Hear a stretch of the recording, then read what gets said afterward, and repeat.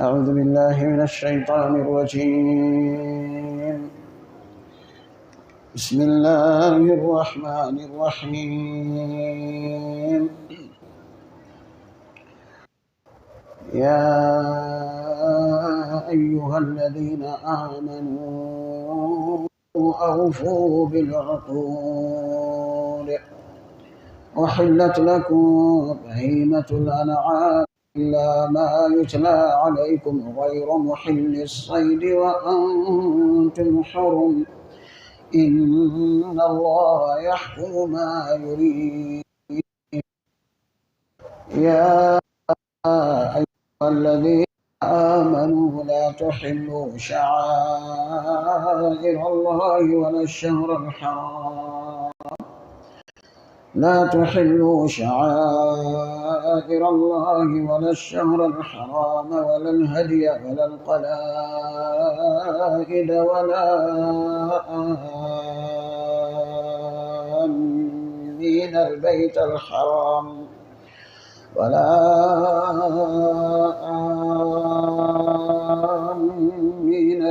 الحرام يبتغون فضلا من ربهم ورضوانا، وإذا حللتم فاصطادوا، ولا يجرمنكم شنآن قوم أن صدوكم عن المسجد الحرام أن تعتدوا، وتعاونوا على البر والتقوى ولا تعاونوا على الإثم والعدوان، واتقوا الله إن الله شديد العقاب.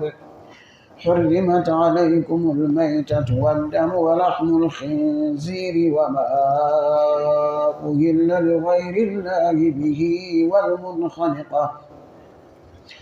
والمنخنقة والموقوذة والمتردية والنطيحة وما أكل السبع إلا ما ذكيتم وما ذبح على النصب وأن تستقسموا بالأزلام، ذلكم فسق. اليوم يئس الذين كفروا من دينكم فلا تخشوهم واخشون. اليوم أكملت لكم دينكم وأتممت عليكم نعمتي ورضيت لكم الإسلام دينا، فمن اضطر في مخمصة غير متجانف لإثم فإن الله غفور رحيم. الحمد لله رب العالمين. اللهم لك الحمد حمدا كثيرا طيبا مباركا فيه، ملء السماوات وملء الأرض وملء ما بينهما وملء ما شئت من شيء بعد. سبحانك لا نحصي ثناء عليك أنت كما أثنيت على نفسك. اللهم صل على محمد وعلى آل محمد كما صليت على آل إبراهيم إنك حميد مجيد. اللهم بارك على محمد وعلى آل محمد كما باركت على آل إبراهيم إنك حميد مجيد. أما بعد، فاللهم إنا عبيدك بنو عبيدك بنو إمائك، نوصينا بيدك ماض فينا حكمك عدل فينا قضاؤك، نسألك اللهم بكل اسم هو لك سميت به نفسك أو أنزلته في كتابك أو علمته أحدا من خلقك أو استأثرت به في علم الغيب عندك أن تجعل القرآن العظيم ربيع قلوبنا ونور صدورنا وجلاء أحزاننا وذهاب همومنا وغمومنا برحمتك يا أرحم الراحمين يا رب العالمين. Alhamdulillah, qu'Allah accepte nos vœux, qu'Allah nous guide sans cesse sur le droit chemin, qu'Allah nous accorde tous la science utile et une belle subsistance, et qu'Allah nous éclaire sur sa voie. Nous continuons, Inch'Allah, avec la permission d'Allah, le tafsir du Surat al-Ma'ida. Nous sommes toujours à la première ayah. Allah, c'est une longue ayah aussi. Et Allah dit, Ya ayyuhalladhina amanu, awfu bil uqud. Allah dit, oh, vous qui croyez en Allah, vous qui avez cru déjà, vous qui êtes des musulmans, des croyants, vous qui croyez l'unicité d'Allah subhanahu wa ta'ala, Et vous croyez que le prophète Mohammed sallallahu alayhi wa sallam, il est l'envoyé et messager d'Allah, c'est vous qu'il s'agit, vous les croyants musulmans. Allah s'adresse à vous, il dit Awfu bil uqud. Il dit respectez vos engagements. Awfu bil uqud, respectez les engagements. Les engagements même que vous avez pris. Bon gré. Les engagements que vous avez pris, bon gré, vous n'êtes pas contraint à les prendre. Vous aviez le choix et vous étiez libre de vous engager.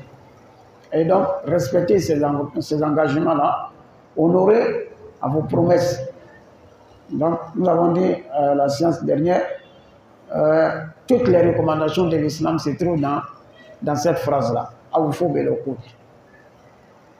Alors, de respecter vos engagements, honorez vos promesses. Voilà. Donc, il y a des engagements que tout le monde a pris vis-à-vis d'Allah subhanahu wa ta'ala qui nous a créés. Et cet engagement, c'est l'engagement de l'adoration d'Allah en tant qu'une seule, une unique divinité, sans lui associer qui que ce soit. Ça, c'est l'engagement de Tawhid. Et tout le monde a pris cet engagement-là avant de naître. Voilà. Donc, ça engage tout le monde. Et quand on est musulman, c'est un engagement qu'on prend. On dit Ashhadu an la ilaha illallah wa ashhadu anna Muhammad Rasulullah sallallahu alayhi wa sallam, c'est un engagement vis-à-vis d'Allah et vis-à-vis de son messager Mohammed sallallahu alayhi wa sallam. Et donc quand on est musulman, on choisit d'être musulman. On a le choix d'être musulman. Et donc si tu as choisi d'être musulman, et donc c'est un engagement que tu as pris, bon gré étant libre. Donc tu dois honorer à ton engagement, tu dois respecter ton engagement. Et donc les recommandations de l'islam, ce sont des engagements que nous devons respecter. Les interdits de l'islam, ce sont des engagements que nous devons respecter. Une fois que tu es musulman, tu interdis ce que Allah il a interdit et tu acceptes ce que Allah il a accepté. C'est ça. Tout ce que Allah dit là, c'est la vérité absolue si tu es musulman. Et si tu es musulman, si tu es croyant, le prophète Mohammed sallallahu alayhi wa sallam, tout ce qu'il nous recommande, tu es prêt à t'engager pour cela. Et donc, toutes les recommandations de l'islam, ce sont des engagements que nous avons pris. Allah dit Awfu bil uqud, respectez-les. On est musulman, voilà, on doit accomplir les 5 piliers de l'islam. On doit accepter les 5 piliers de l'islam et accomplir les 5 piliers de l'islam. La salat, c'est un engagement. La zakat, c'est un engagement. Le jeûne du mois de Ramadan, c'est un engagement. Le hajj, pour celui qui en a les moyens, c'est un engagement. Voilà. Et donc, Allah dit Awfu bil uqud. Ça va au-delà même, ça rentre dans nos vies quotidiennes. Les transactions, les achats, les ventes, ce sont des engagements. Hein? Ils sont tous considérés dans les engagements, dans des contrats. L'achat et la vente, c'est un contrat. Que chacun respecte sa partie, que chaque partie respecte son contrat, sa clause de contrat. Ce que tu vends, c'est un produit que tu présentes et tu lui donnes une qualité. Il faut que ce soit la qualité que tu as présentée. Celui qui vient acheter aussi, il faut il respecte aussi son engagement. Non. Les dettes, on prête de l'argent. Quand on va s'endetter, c'est une promesse et c'est un engagement. Prête-moi de l'argent, en telle date, je te rembourse. C'est un engagement. Allah dit Awfu bil uqud. Respectez vos engagements. Si la date arrive, tu es obligé d'aller payer la dette. Non. Les locations. Ça rend tout, les locations des maisons, le bailleur, le locataire, tout le monde, on est dedans. Il y a eu les dîners, si tu loues quelque chose, c'est qu'il y a un engagement. À chaque fin de mois, voici ce que tu dois payer. Tu as accepté. Si le mois est arrivé, tu es obligé d'aller honorer ton engagement. Il y a eu les dîners, tu as pris l'argent de quelqu'un pour faire quelque chose. Donc, tu as reçu de l'argent, tu dois faire comme tu l'as promis. Si tu es ouvrier, tu fais des métiers, hein? Donc tu as pris un engagement de faire quelque chose pour quelqu'un. Tu l'as honoré à ton engagement. Tu allais demander à quelqu'un qui fait des métiers, tu lui as demandé quelque chose de faire pour toi. Il s'est engagé, il a fait. Vous êtes tombé d'accord sur le prix, il s'est engagé, il a fait comme tu lui as demandé. Donc tu es obligé de honorer ton engagement, tu es obligé de respecter ta promesse. Ya ayyuhallazina amanu awfu bil uqud. Non. On a largement parlé de ça dans la science passée, le mariage, tout cela. Hein? Ce sont des engagements entre l'homme et son épouse. Non. Allah dit uhillat lakum bahimatul an'am. Il est licite pour vous la chair, la consommation de la chair des bestiaux. Les bestiaux, ce sont des animaux domestiques qu'on élève chez nous à la maison. Ce sont des animaux domestiques. Et quand on dit bahimatul an'am, ce n'est pas tous les animaux, ce n'est pas toutes les bêtes.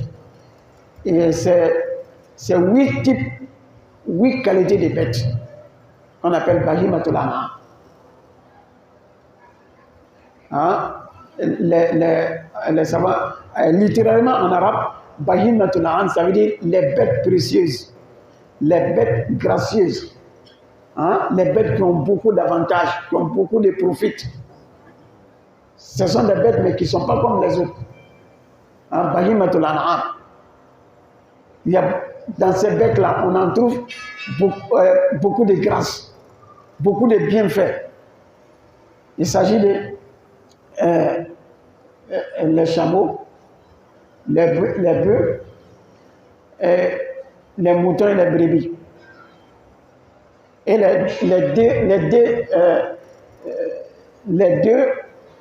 deux types de chacune. Hein? Les chameaux, mâles et femelles. Les bœufs, mâles et femelles. Les moutons, mâles et femelles. Hein? Les brebis, mâles et femelles. Allah dit Samaniyat azwaj. Il dit 8 variétés de bêtes pour vous. Alors qu'ils sont 4, c'est-à-dire le mâle et la femelle. Allah dit leur chair est licite pour vous. Allah a rendu ça licite pour vous. C'était licite, mais Allah a confirmé que c'est licite pour vous. Vous avez l'autorisation désormais de le consommer. La chair des chameaux, des bêtes, des moutons, des brebis, tout ça. Et c'est les 4 et les 8 types, hein, les 8 variétés de bêtes là qu'on fait sacrifice de la fête de Eid al-Adha, la fête de Tabaski. On peut faire avec le mâle comme avec la femelle. Mais c'est le mâle qui est plus recommandé, mais on peut faire avec les deux. Donc, leurs chairs sont licites pour vous. Allah dit uhillat lakum bahimatul an'am. Voilà, donc ce sont les animaux domestiques.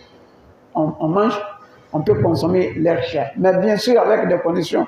Comme Allah va dire, illa ma yutla alaykum. À l'excepter de ce qui sera lui, mais ce qui est lui sur vous. Ce n'est pas tout à fait licite. Hein? Il y a des conditions pour que ça soit licite. Il y a des critères pour que ces bêtes-là soient licites. Ça ne suffit pas que non, c'est un mouton, c'est licite. Non, non, non. Mais il y a des conditions. Il faut que ça soit immolé islamiquement. Il faut qu'on immole avec le nom d'Allah. Et ce qui est l'accepté de cette phrase, et tout rentre dedans. Mais Allah va faire exception après. Il a commencé déjà à dire à l'accepter de ce qui est lui sur vous. Ce qui est lui là, ça va venir devant. Dans la même sourate, Allah il a dit Hurrimat alaykum al-maytatu wad-damu wa lahmul khinziri wa ma uhilla li ghayri llahi bihi wal munkhaniqatu wal mawqudatu wal mutaraddiyatu والنطيحة وما أكل السبع إنما ذكيتم وما ذبح على النصب وأن تستقسموا بالأزلام. Donc Allah a fait des exceptions de toutes ces qualités qu'il a citées dans l'autre sourate. Il dit Illa ma yutla alaykum.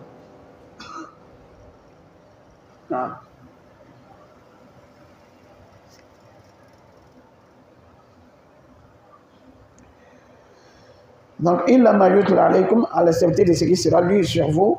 Allah va dire ça dans la sourate, c'est la même sourate. Hein? Non. Allah dit Wahillat lakum al-an'amu illa ma yutla alaykum. Non. Wahillat lakum bahimatul an'am. Les bêtes gracieuses sont licites pour vous. Pourquoi on a dit bahimatul an'am? Les bêtes qui ont beaucoup d'avantages. Si on prend comme ça un peu, comme c'est ce qu'on a ici, nous on n'a pas le chameau. Les bœufs, si on prend comme ça un peu, la vache, on peut manger, sa chair, on peut consommer sa chair, on profite de sa chair. Hein? Avant même de manger sa chair là, d'abord, la bête là, la vache, elle peut cultiver pour nous nos champs. C'est ça? On pose les charrues sur les vaches là, elles cultivent. Les taureaux et les vaches, elles cultivent. Ça, c'est déjà un bienfait. Hein? D'accord. Ils travaillent pour nous. Ils cultivent pour nous. La vache, on profite de son lait. Hein? Il y en a qui disent que celui qui a seulement une seule vache chez lui à la maison, hein, il n'est plus affamé. Une seule vache chez toi à la maison, tu n'es plus affamé. Donc, nos maîtres, nos sas, nos chiots, les piles là, ils n'ont pas de problème. C'est ça, non? Hein? Ils ont beaucoup de vaches. Donc, on ne doit pas parler de la famine chez les piles. Hein? Tu as une seule vache là, ça suffit pour toi et ta famille. Madame, vous avez le lait. Dans le lait là, il y a beurre de lait là. Vous profitez de ça. Hein? Ça sert comme du l'huile. Hein? Si on grille la viande avec la beurre de vache là, c'est tellement intéressant. Hein? Donc, il faut être élève des peuples pour comprendre cela. Hein? Comme je suis élève des peuples. Donc, j'ai goûté ça, c'est très intéressant. Vous voyez? Donc, c'est pourquoi il y a tellement de bienfaits dans ces bêtes-là. Oh, Allah, il a dit Bahimatul An'am. Al-An'am, jamu Ni'am. Ni'am, là, c'est la grâce. La plurielle de Ni'am, c'est An'am. Donc, Bahimatul An'am. Tu as une seule vache, la vache t'aide à cultiver ton champ, tu profites de son lait. Hein? Son déchet là, ça sert pour engrais pour ton champ. Hein? C'est ça? D'accord. Ensuite, c'est pas fini. La vache là peut faire aussi des enfants, d'autres bœufs pour toi, tu profites. Ensuite, quand tu vas l'immoler, si tu as faim, tu peux l'immoler pour manger. Hein? Donc la chair est licite. Sa peau, c'est licite. Même ses os là, on profite de cela. Les gens qui font, ils fabriquent des bijoux à travers les os là. On les vend très cher. Hein? C'est tout ce qui est dans cette bête là, il n'y a rien dans la vache qu'on jette. Non, il n'y a rien à jeter.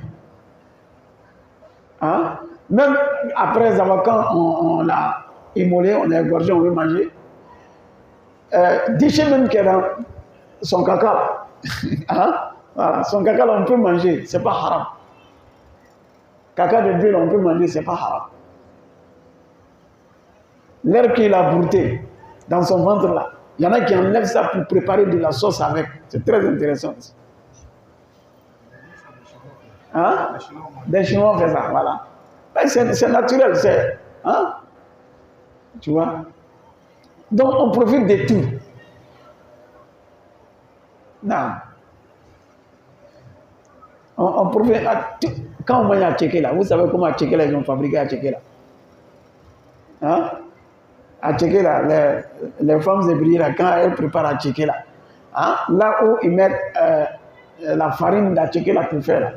Hein? Il n'est pas que ça sort en bas, ils mettent ça, ils mettent caca de bœuf là, pour mettre ça pour tamiser là-dessus. Nous on a vu ça avec les ébriers.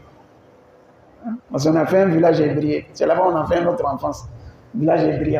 On voit comme ils mettent caca des bœufs là, sur là où ils doivent préparer à Tchéké là.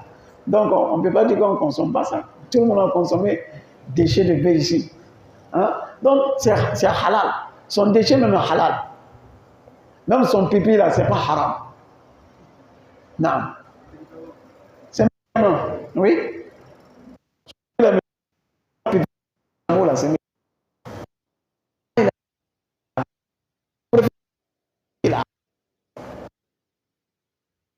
C'est valable pour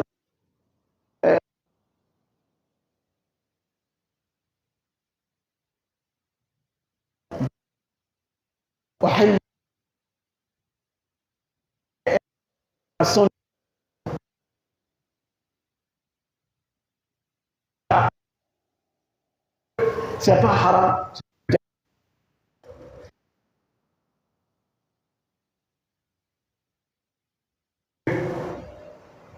Non, on a des barres.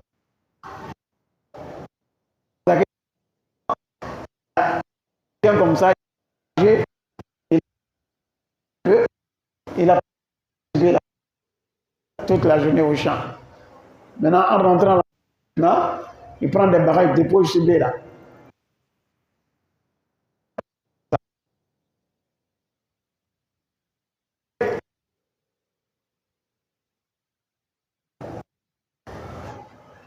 Le soir, maintenant, en rentrant à la maison, il prend un barrage pour déposer la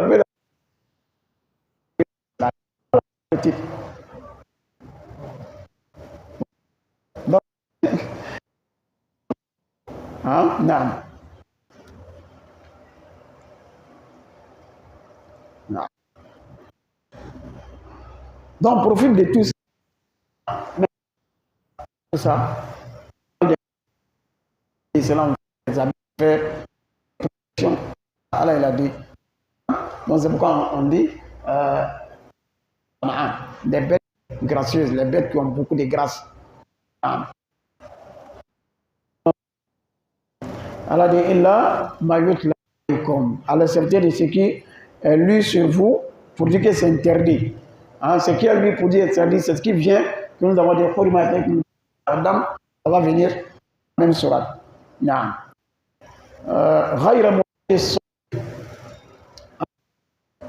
Aussi, hein, celui qui chasse, un chasseur, celui qui chasse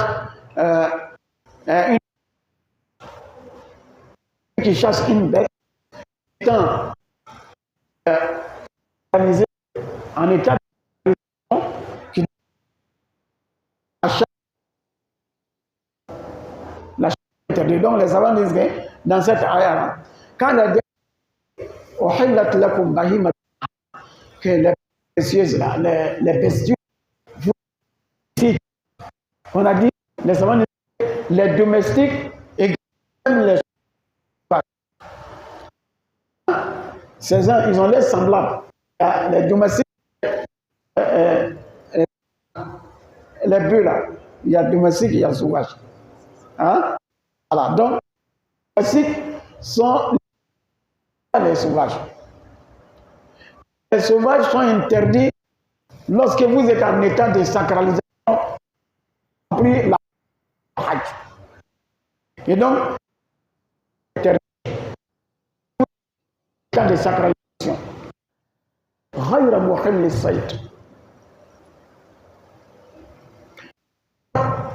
Celui qui est interdit à chasser. Voilà. Il y a beaucoup d'exceptions dans ce bec-là. Non. Alors il a dit إلا ما غير وأنتم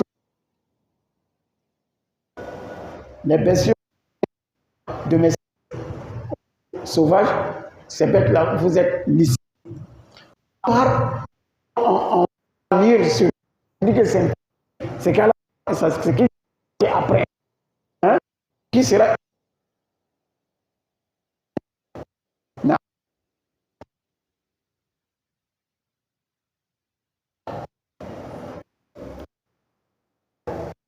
Elles sont permises. Ce qui est interdit,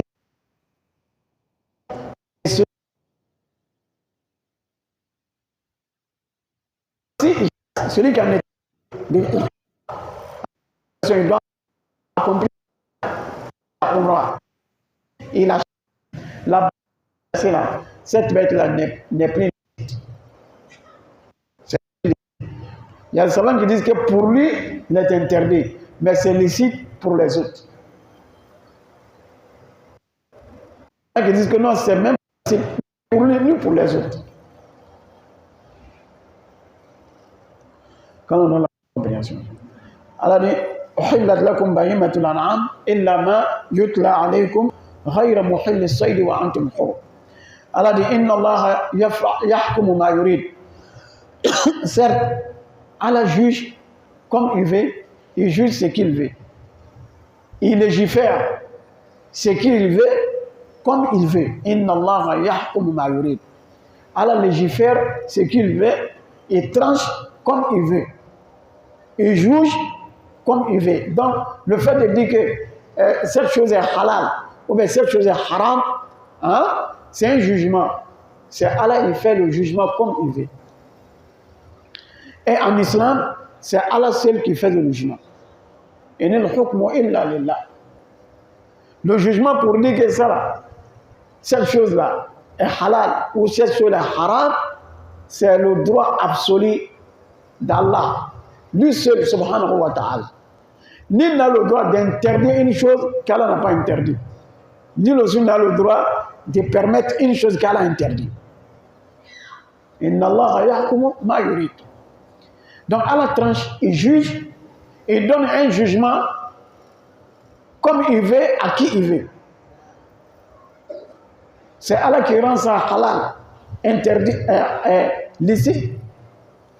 Il rend une chose, ce qu'il veut, licite, et il rend ce qu'il veut haram, interdit. Donc il a dit, les bêtes là sont halal pour nous. Il a fait des exceptions. C'est Allah qui fait ce qu'il veut.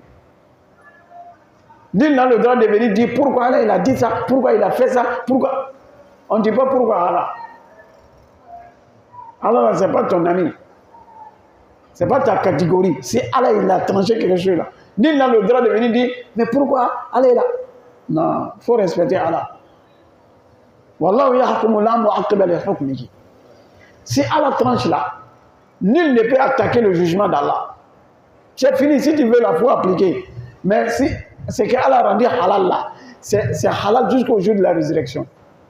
Et ce qu'Allah a interdit là, ça demeure toujours haram jusqu'au jour de la résurrection. Halal, haram dans l'islam là, c'est déjà fini. C'est Allah, il a tranché, c'est fini. Yahkum ma yurid. Tu dois accepter le jugement d'Allah. Et après avoir, si Allah fait déjà un jugement, celui qui vient après veut s'attaquer au jugement d'Allah, il n'est plus croyant, il n'est plus musulman.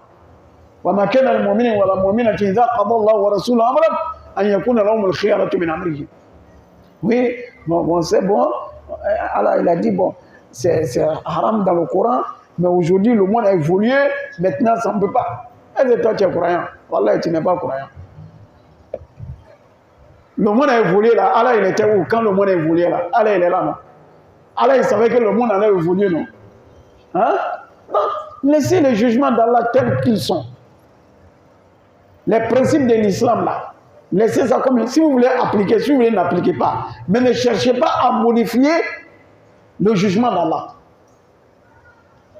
Voilà. Haram demeure toujours haram, même si tout le monde le fait. Oui. Et halal devient toujours halal, même si les gens ne le font pas. ce qui est wajib, ce qui est obligatoire en islam là, ça va demeurer obligatoire même si tout le monde refuse de l'appliquer. Ce n'est pas parce que toi tu ne peux pas faire et puis tu dis que non, c'est pas obligatoire. Ce n'est pas parce que toi tu fais et puis tu dis non que ce n'est pas interdit. Non, non. L'islam là, ce n'est pas pour toi. Nul n'a le choix en islam à part Allah et son messager. Même le messager lui-même, il n'interdit pas et il ne rend pas, il ne fait pas de recommandations, ni interdits sans la permission d'Allah. Au temps du prophète lui-même, les gens venaient lui poser des questions. Il ne répond pas, s'il ne sait pas, il attend. Allah lui donne la réponse avant que lui il donne la réponse. Le prophète lui-même, lui-même, il n'avait pas des imaginations en islam. Mais aujourd'hui, c'est nous qui sommes devenus intellectuels. On est devenus islamologues. Hein? Il est islamologue, donc il se permet à tout dire. Quand on vient dire non, vraiment, ce qu'Allah il a dit dans le Coran, c'est un musulman qui va s'asseoir sur le plateau pour dire non, mais vraiment, c'est voulu. Vraiment, cette pratique-là, normalement, on doit revoir. C'est ta foi, on doit revoir. C'est ta foi là qu'on doit revoir. Sinon, ce n'est pas la loi qu'Allah a dit dans son Coran. Si ça te choque là, c'est ton problème. Les lois du Coran là, si ça te gêne là, c'est ton problème. Allah il a déjà dit. On ne peut pas modifier. Wallahu yahkumu la mu'aqqiba li hukmi. Allah il a dit un voleur là, s'il vole là, tranchez sa main. Si ça te gêne là, il ne faut pas voler. C'est Allah qui a dit non, on ne peut pas changer ça. On ne peut pas dire que c'est violent. Non, on ne peut pas dire. C'est Allah qui sait, nous ne savons pas. Lorsqu'on a dit il ne faut pas couper la main des voleurs là, les voleurs ont commencé à couper les têtes des autres. C'est pas fini. Ah. Allah il dit coupez-lui sa main. Oh non, non, c'est trop violent, c'est trop flagrant maintenant, non, non. D'accord, vous avez laissé sa main, non. Lui maintenant il coupe vos têtes. C'est pas fini. Ah. Donc si vous voulez créer violemment comme vous voulez là, faites-le, Allah va regarder la conséquence. Nous tous on verra la conséquence. Allah il a dit, celui qui tue là, tuez-le. On dit non, c'est trop flagrant, mais il faut le mettre en prison. Ok. Vous l'avez mis en prison, quand il va sortir là, il a tué une personne, on l'a mis en prison. S'il sort là, c'est pour tuer 10 personnes. Tant qu'on ne tue pas le tueur là, la tuerie ne peut pas finir. Il a tué, on l'a tué là. Personne ne veut pas. L'autre là, il va, ah, si je tue, on me tue. Il va tuer encore. Donc s'il est prêt à mourir là, il va aller tuer l'autre. Mais tant qu'il n'est pas prêt à mourir là, il laisse. Donc la tuerie va finir. C'est ça. Wallahu yahkum ma yurid. Allah tranche et juge ce qu'il veut. Mais tous les jugements d'Allah sont sages. Wallah. C'est ça qui va avec nous.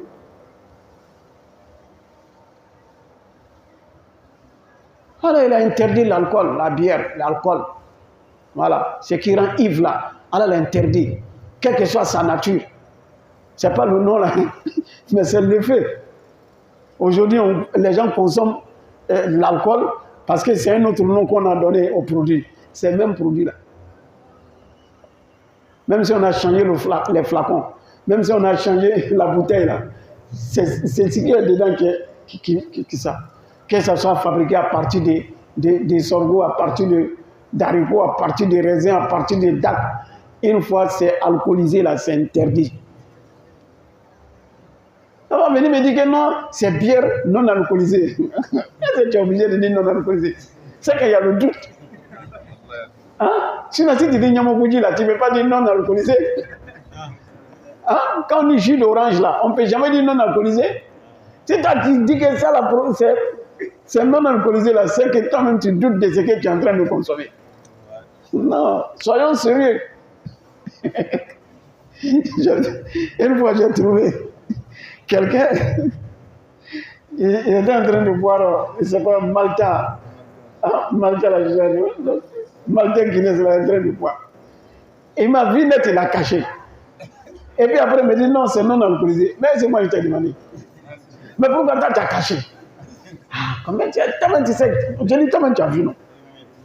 Comment tu doutes de ce que tu es en train de consommer? Il y a une fille là, une fois, elle a dit non, que c'est pas alcoolisé, que ça fait rien, que c'est simple.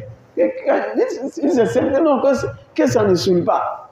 Voilà, que c'est simple, tu vois, ça fait rien. Il dit non.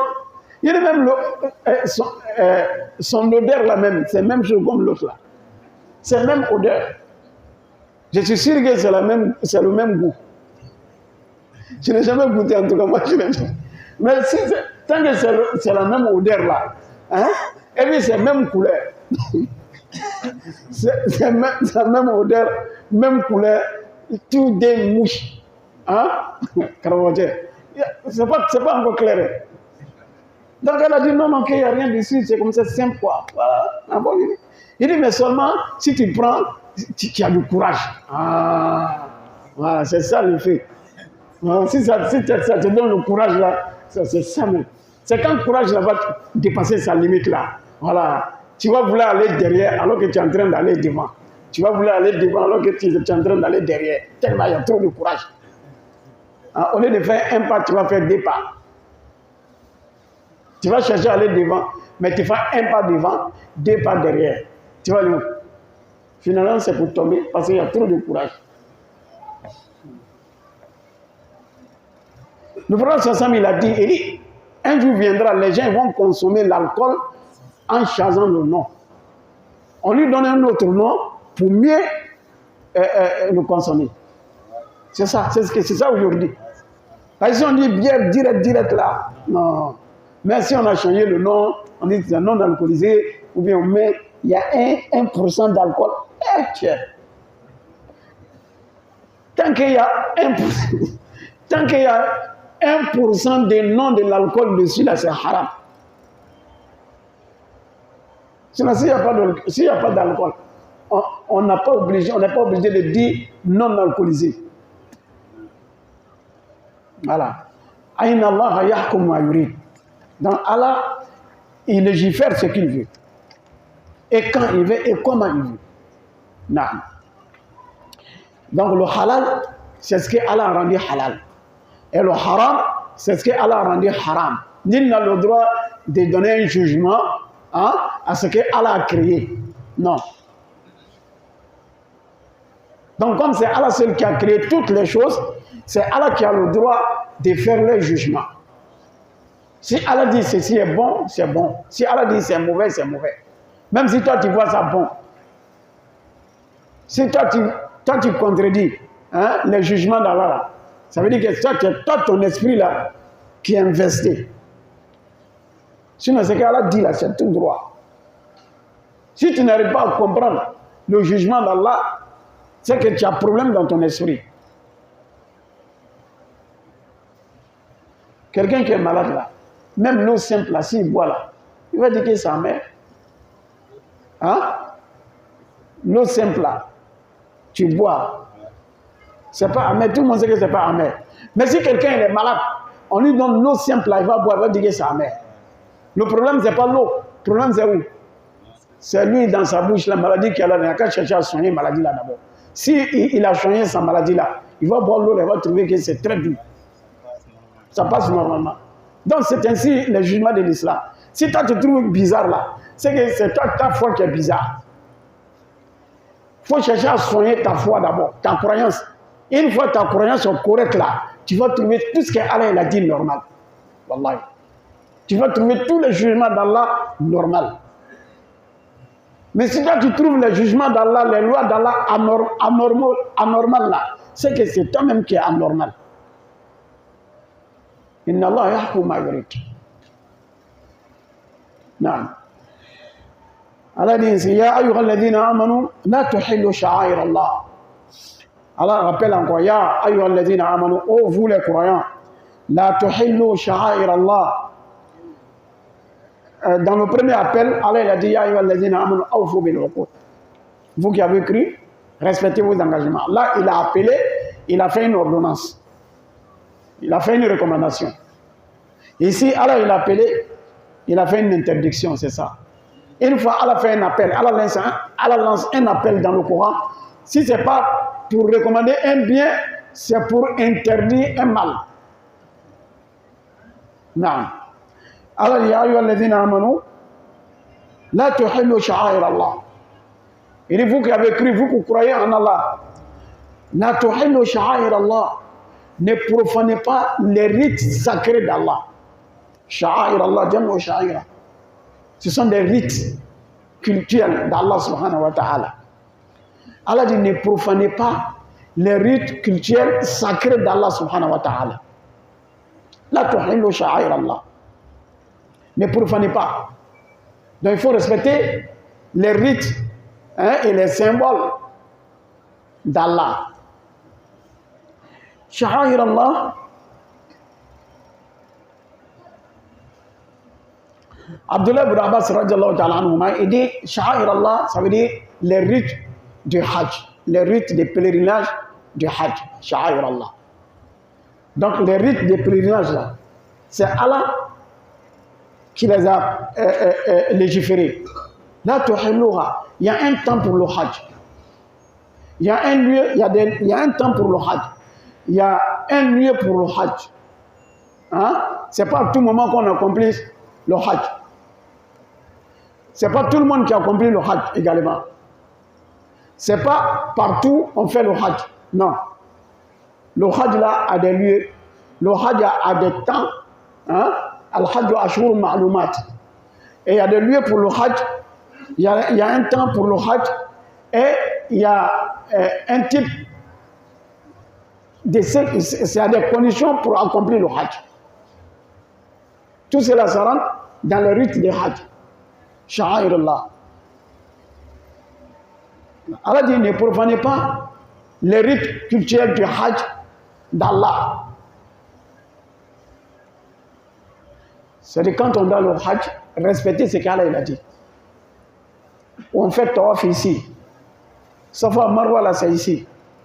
C'est entre deux montagnes. Ce n'est pas n'importe quelle montagne à la Mecque. Quand on fait le tour autour des tawaf, on fait tawaf autour de la Kaaba. C'est la seule Kaaba, ce n'est pas autre maison. Hein? Hein? Quand on va à Mina, le territoire de Mina, là, c'est connu. Quand on va à Arafat, l'espace de Arafat, là, c'est connu. Quand on revient pour faire Jamarat, où on dit on lapide Satan, là. Voilà, c'est ça, il ne faut pas aller lapider ailleurs. Il y a un lieu, si tu ne lapides pas là-bas, c'est que c'est Satan même qui va te lapider. Là, tu fais le sha'air Allah. Donc, alhamdoulilah, ceux qui doivent aller, hein, ceux qui sont, Inch'Allah, ceux qui seront retenus cette année pour aller au Hajj, hein, face à Allah que nous soyons parmi. Donc, on souhaite bon Hajj à tout le monde, mais d'abord, les candidats qui seront acceptés, qui seront désignés cette année, parce que tout le monde ne pourra pas aller. On a réduit le nombre. Ceux qui ont payé depuis 2020, 2021, il n'y a pas eu de Hajj. Inch'Allah, cette année, le Hajj, il y aura le Hajj. Mais ce n'est pas tout le monde qui pourra aller. On a réduit le nombre. Auparavant, c'était 3 millions de personnes qui venaient à la Mecque. Maintenant, c'est 1 million. Donc, tout le monde ne pourra pas aller. Donc, c'est Allah même qui va faire le choix. C'est Allah qui fera le choix de cette année-là. Si ton nom sort, c'est que c'est Allah qui t'a appelé. Si ce n'est pas le cas, il faut accepter le jugement d'Allah, demander à Allah de t'accorder encore longue vie pour l'année prochaine, Inch'Allah. Mais cette année, c'est comme ça. Donc, ceux qui doivent aller au Hajj, qui se préparent, je crois que c'est à partir de demain qu'ils vont commencer à communiquer le nom des candidats qui sont retenus. Au niveau de l'organisation de l'État. Mais au niveau des privés, tout le monde sait déjà, tous ceux qui sont allés s'inscrire, on souhaite qu'Allah facilite les choses hein, pour qu'ils puissent aller. Voilà. Donc tous les présumés candidats doivent apprendre les rites des Hajj. Ils doivent seulement faire la formation. Sinon, si tu ne fais pas la formation là, tu vas aller profaner les rites d'Allah à la Mecque là-bas. Allah dit là, tu fais le sha'air Allah. Ne profanez pas les rites culturels d'Allah. Abdullah ibn Abbas, il a dit qu'il s'agit des rites des Hajj. Donc il faut apprendre avant d'aller. Si toi tu n'as pas appris, tu es parti là. Tu vas tout mélanger là-bas. Il faut chercher à savoir comment on prend l'intention. Comment on fait la sacralisation à l'ihram. En état d'ihram, sacralisation, il y a des choses qui sont interdites. Il faut connaître tout cela. Mais si tu n'es pas formé, tu vas aller, tu vas faire n'importe quoi. Pour les hommes, comme ça, un exemple pour les hommes, si on doit faire le hajj, nous les hommes là, pour prendre l'intention, il y a un lieu pour ça. Si tu dépasses ce lieu-là, sans prendre ton intention, tu as fait une faute. Tu dois réparer. On répare toujours avec immolation d'une bête. Toi, tu ne connais pas la limite. Tu vas dépasser. Il y a une limite pour ça. Maintenant, pour sacralisation, ton habit de sacralisation, là, habit de ihram là, pour un homme là, c'est 2 pains. Tu attaches l'autre là, tu mets sur ton cou. C'est fini. Tu ne portes rien. Un habit cousu là, tu ne portes pas ça. Même un petit caleçon, tu ne portes pas. Mais ceux qui n'ont pas fait la formation là, ils ne sont pas au courant de ça. Une fois, je viens, monsieur, on a dépassé, mais on a quitté Al-Mekhat. Là, on ne doit pas dépasser là. Tout le monde a quitté. On était entre la Mecque et Médine. Hein? Les cars sont venus avec les pèlerins, on a arrêté. Là, on prend des pauses. Ceux qui doivent aller aux toilettes, ceux qui veulent manger, on est là. Il y a un ladi qui est venu, je vais voir le ladi, en même temps, il y a pantalon en bas de son pas. Donc, depuis chez toi là-bas, comment? Ça m'a étonné quoi. J'ai approché, il a dit, oh non, quand on fait ça, on ne porte pas, on ne porte rien. Il m'a regardé, il était étonné lui-même. On ne porte rien. C'est ça son attache. Lui, il avait déjà pantalon. Je suis sûr qu'il y avait beaucoup qui avaient déjà des caleçons en bas. Ils ne savent pas. Alors, il là, tu fais le sha'ir Allah. Si tu dis, c'est pas là, tu vas faire le contraire. Ça, c'est interdit. Il y a un vieux aussi, on l'a vu, il a un habit d'Iran, et puis il porte bonnet, chapeau. Il a un chapeau, sa tête. Il a dit, on ne porte pas ça. Non, non, non, lui, sa chapeau n'est jamais sorti. Non, ça, c'est quel type de chapeau? Donc, c'est nécessaire de faire la formation avant d'aller au Hajj. Et là, c'est valable pour toute acte d'adoration en islam. Si tu dois faire la salat là, il faut apprendre comment faire la salat. Si tu dois jeûner, tu dois apprendre comment faire le jeûne. Le hajj, c'est nécessaire. On ne va pas comme ça, on ne suit pas les gens. Donc Allah dit, la tuhilu sha'air Allah. Ne modifiez pas ni les lieux, ni le temps. Parce qu'il y a un temps pour prendre ton intention de hajj là. Celui qui a pris l'intention de hajj pendant Ramadan, ce n'est pas valable. Non, non. Il ne faut pas dire Ramadan, c'est un mois sacré. Moi, je prends mon... Non, non, non. Si tu fais ça là, ce n'est pas valable. Il faut que ça soit dans le mois du Hajj, qui sont les mois sacrés. Al-Hajj Ashur Ma'lumat. Dhul Qa'da wa Dhul Hijja wa Muharram. Tant que ton intention de Hajj n'est pas prise pendant le temps, le mois du Hajj là, tu n'as pas encore pris l'intention. Non. Donc, Allah dit, la tuhillu sha'air Allah. Il dit, ne profanez pas les rites cultuels d'adoration, les rites cultuels d'Allah. Sha'air Allah. Dans ce cas, toutes les recommandations en islam rentrent dans cette phrase aussi. La tuhillu sha'air Allah. La salat là, ça fait partie des rites d'Allah. Il ne faut pas que quelqu'un va venir profaner la salat. Comme il y a des gens qui le font maintenant. Ils sont en train de profaner la salat. Pour dire que ce n'est pas la salat qui est l'islam. La tuhillu sha'air Allah. La salat est grande en islam. Ils cherchent à minimiser la salat. Que ce n'est pas la salat qui compte. Hein? L'islam, les musulmans, ils ont fait 13 ans, il n'y avait pas de salat, c'est faux. Depuis le prophète sallallahu il est prophète là, il priait. La première sourate révélée sur le prophète sallallahu sourate Iqra. Iqra bismi rabbika alladhi khalaq. Dans la même sourate, Allah il a dit Ara'ayta alladhi yanha abdan idha salla. Et c'est cette sourate qui est descendue après 13 ans. Ils ne connaissent rien. Ils veulent détourner les gens et les gens les suivent parce qu'ils sont élégants. Il y en a qui le suivent parce qu'ils sont élégants. Il y en a qui le suivent parce qu'ils ont les mêmes nationalités.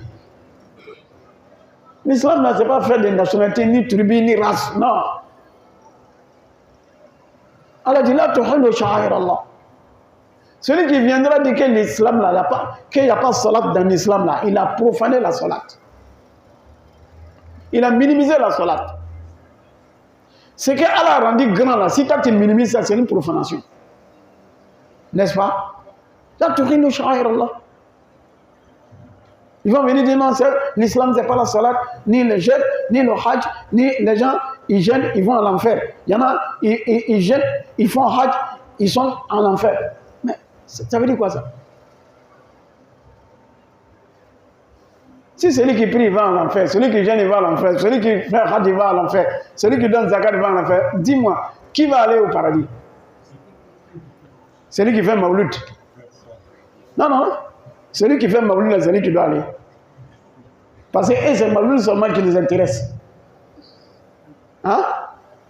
La prière, même les jeunes. Quand on parle de salat, là, ils sont gênés.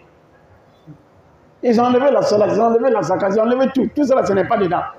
Mais lui, ces organisations, c'est maouloud qu'on organise qui ne finit jamais là. C'est ça qui est l'islam. Ils sont en train de profaner l'islam, profaner la salat, décourager les gens à accomplir la salat.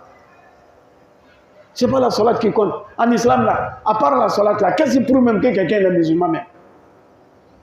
Aujourd'hui, là, si on se retrouve à la mosquée ici, on a quelle preuve pour dire que toi tu es musulman? Qu'est-ce que les non-musulmans font aujourd'hui que les musulmans ne font pas? À part la salat. La différence aujourd'hui entre nous, entre les musulmans et les non-musulmans, c'est la salat. Celui qui fait la salat, on sait que peut-être lui, il est musulman. Mais celui qui ne fait même pas la salat, il n'y a même pas de doute. Sinon, dans le comportement des gens, il n'y a pas de différence. Aujourd'hui, tu vois les gens, tu ne sais même pas, il est musulman, tu doutes. Mais tant que tu le vois à la mosquée, ah, tu sais que lui, là, c'est un musulman. Mais si on vient nous dire que non, les mosquées, plus que maintenant, plus il y a mosquée, plus il y a mauvais comportement. Allah dit ya ayyuhalladhina amanu la tuhillu sha'air Allah. Naam.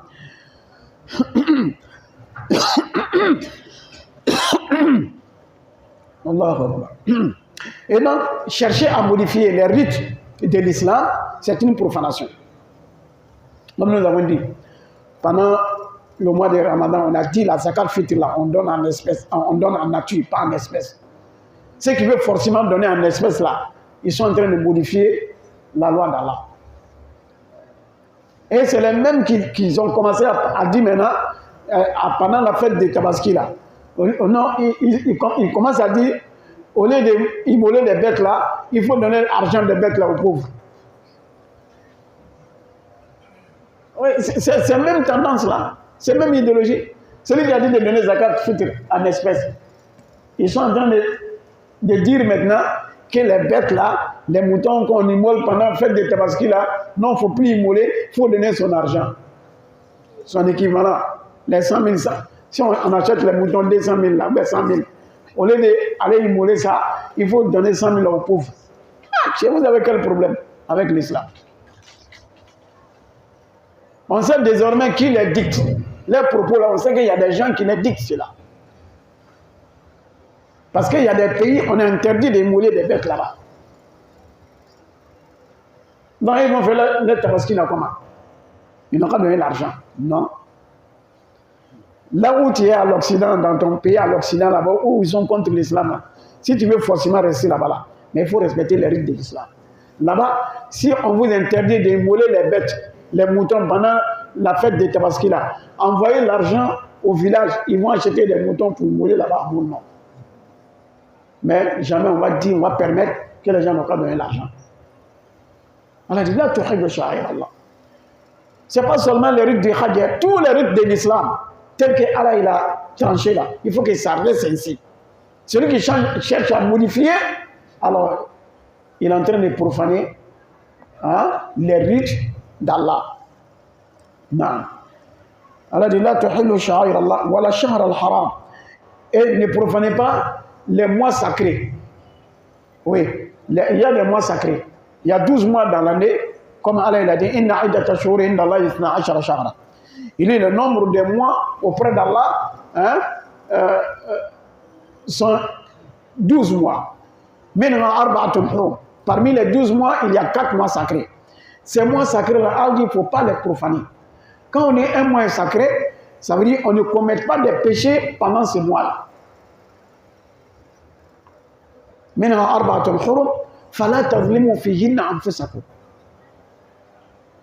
ne doit pas commettre des péchés, on ne doit pas faire du mal pendant ces mois sacrés. Même les péchés même sont toujours interdits, même si ce n'est pas un mois sacré. Mais pendant les mois sacrés, l'interdiction devient encore renforcée. Là, les péchés pendant les mois sacrés sont pires. Mais les péchés dans d'autres mois sont graves, mais pendant les mois sacrés sont pires. Les péchés dans d'autres endroits, c'est grave, mais les péchés à la Mecque, c'est pire. Ne profanez pas les mois sacrés. Pour dire ça, parce que les Arabes, ils faisaient trop de guerres entre eux.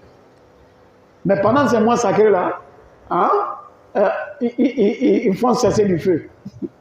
Aujourd'hui, on dit cesser le feu, c'est ça. Alors dans la Bible, cesser l'épée. Parce que c'était avec des épées qu'ils combattaient. Donc pendant ces mois sacrés-là, ils ne faisaient pas de combat. Donc tout le monde respectait ces mois-là. Donc celui qui va faire la guerre pendant un mois sacré, c'est celui qui a profané le mois sacré d'Allah. Il disait même avant même d'être des musulmans, les Arabes, ils respectaient ces mois sacrés-là. Ils respectaient également les habitants de la Mecque. Les villages, les pays qui sont aux alentours de la Mecque, ils respectaient les habitants de la Mecque. Quelqu'un qui habite à la Mecque, là, même s'il sort pour aller quelque part, il est toujours respecté. C'est Allah qui leur a rendu ça. Allah a fait cette grâce-là aux gens de la Mecque. Ne soyons pas des jaloux. C'est Allah qui les a donné cette grâce-là. Les habitants de la Mecque ne sont pas comme les autres. On ne s'attaquait pas à eux. On les respectait. Donc, à la Mecque, sur la terre même de la Mecque, territoire de la Mecque, on ne combattait pas là-bas. On ne tuait même pas les gens là-bas. Dans les mois sacrés aussi, c'était la même chose. Parce qu'ils s'attaquaient toujours, c'était la guerre entre eux. Les Arabes ont fait une guerre pendant 40 ans, avant la prophétie de Mohammed sallallahu alayhi wa sallam. 40 ans, ils sont en guerre. Mais la cause, c'était quoi? C'était à cause d'une chamelle. À cause d'une chamelle. Ils se sont combattus pendant 40 ans. C'est l'islam qui est venu mettre fin à leur combat. Vous voyez. Allah dit la tuhillu sha'irallah wa la sha'r al-haram. Ni les mois sacrés. Donc pendant ces mois sacrés, même celui-même qui avait assassiné son père, s'il voit l'assassin de son père dans un mois sacré, il ne dit rien. À la Mecque, s'il le voit à la Mecque, il ne dit rien, mais il attend. Il attend. Lorsqu'il va sortir du territoire de la Mecque, il s'attaque à lui. Mais pendant qu'il est encore à la Mecque, on n'y fait rien. Même les animaux, à la Mecque, là, ils sont protégés. À la Mecque, comme ça, même si Abouti vient là, personne ne le touche. Même si tu vois lapin sauvage à la Mecque comme ça, non, on ne les touche pas. Ils sont en sécurité. Même les animaux, ils sont en sécurité à la Mecque. À plus forte raison des gens, surtout des musulmans. Aujourd'hui, là, si tu n'es pas musulman, là, tu ne rentres pas à la Mecque. Donc, il y a une sacralisation de la terre, des lieux, de ceux mêmes qui habitent cette terre-là. La tuhillu sha'air Allah. Wala sha'r al-haram. Wala al-hadi. Allah dit, les sacrifices même, qui sont voués au rite du Hajj, qui sont voués à Allah. Parce que quand on accomplit le Hajj, il y a des sacrifices, des bêtes qu'on immole, on dit al-hadi, les sacrifices qui sont destinés à la maison d'Allah. Hajj Yambaligh al-Kaaba. Donc celui qui partait pour faire le Hajj, il prenait des bêtes avec lui pour aller, ça c'est pour immoler à la Mecque. C'est comme on a destiné ça, on a dédié ça à la maison d'Allah. Mais on immole, on partage la viande aux nécessités de la Mecque. On appelle ça al-hadi. Des sacrifices dédiés à la maison d'Allah. Allah dit qu'il ne faut pas les profaner. Et ces bêtes-là aussi, étaient respectées parmi les autres bêtes. On ne les chassait pas, mais ces bêtes-là, si cette bête-là venue, il a commencé à manger chez toi, tu les laisses. On ne les tapait pas. La tuhillu sha'air Allah. Et ces bêtes-là aussi avaient des signes. On mettait des signes sur ces bêtes-là pour montrer que ces bêtes-là, ce n'est pas pour quelqu'un, c'est pour Allah. Ces bêtes-là sont dédiées, sont destinées à la maison d'Allah qui est la Kaaba. On ne s'attaquait pas à ces bêtes-là. La tuhillu sha'air Allah. Wala sha'r al-har, wala al-hadiya, wala al-qala'ida.